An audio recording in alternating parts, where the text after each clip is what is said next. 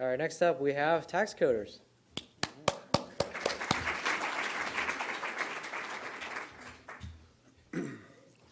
Our presentation is the Virginia model, applying the Icelandic model to the Commonwealth. We analyzed some data and we found that, sure enough, there's hot spots of activity.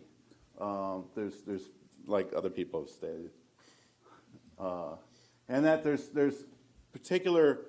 So you combine that data, you could take the prescriber Yeah. where the prescriptions are prescribed, and you can kind of overlay it with the county and compare that to deaths that were reported for opioid overdose.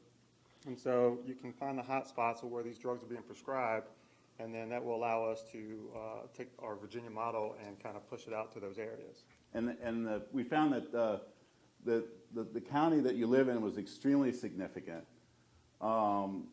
and that there's hot spots, and a targeted focus would be, best. And also the type of doctors, the family practice and internal medicine, are the greatest prescribers, the places that are least likely to know about opioid addiction. So the Icelandic model, it's evidence-based, it's a community approach, it's based on research and policy put into practice. And it's by the Icelandic Center for Social Research and Analysis. I met the guy when I was in Iceland a couple of months ago. He stated that they found that the biggest risk factors were a combination of family factors, how much time you spent with your kids, how much peer group, what the peer group was doing, their attitudes and behaviors based on substance use.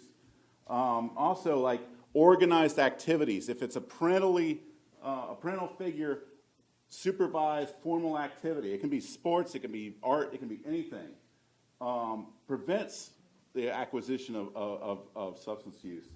Unstructured activities and alone time promotes active using.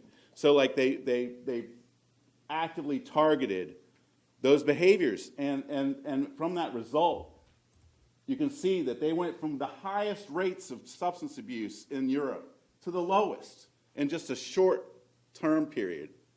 And they've implemented this model now across a lot of Europe now. And substance abuse follows peer cohorts, and unstructured time is terrible. Early use promotes later use of even harder drugs.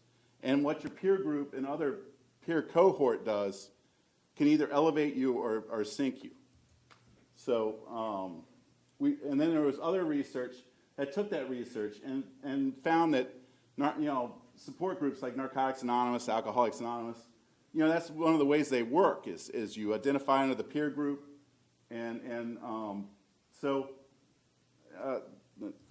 the Virginia model, we suggest school-age children have a prevention program much modeled on the Icelandic model. We utilize peer support guidance to prevent abuse, like having peer support specialists in emergency rooms and other entryways into, so that a peer recovery specialist can identify people who are abusing drugs and promote alternatives to opioid treatment in general. Like there's a lot of alternatives to just handing somebody a month's supply of a highly addictive compound when they just had an outpatient procedure that they only needed a supply for a couple days, right? My wife just had a thing. She had to. They would you either take 30 days or nothing. They wouldn't give her like a 5-day supply, and so we suggest we adopt the Icelandic model because it just works. Thank you. Good job, man. Good job. Thank you for saving me.